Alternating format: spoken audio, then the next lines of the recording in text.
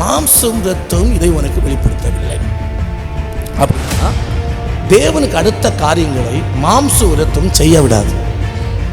மாம்சமும் ரத்தமும் செய்ய விடாது. இன்னைக்கு நிறைய தேவனுடைய பிள்ளைகள் ஆசீர்வாதத்தை இழந்தும் தேவனை விட்டும் ஒரு காரணம், இவர்கள் ஒரு சில காரியத்தை மாம்சத்தோடும் இரத்தத்தோடும் கலந்ததுனால, மாம்சத்தோடும் இரத்தத்தோடும் யோசனை பண்ணதுனால அந்த திட்டம் செய்ய விடாமல் போயிடுச்சு.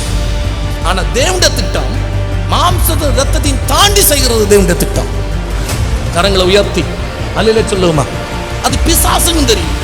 பிசாசு இயேசுட்ட வந்து சொன்னா, நீங்க வந்து இப்ப பசியா இருக்கீங்களா, ஓகே இந்த பாறையை இந்த கல்லுகளை அப்பமாக்கும் அல்லேலூயா சொல்லுமா.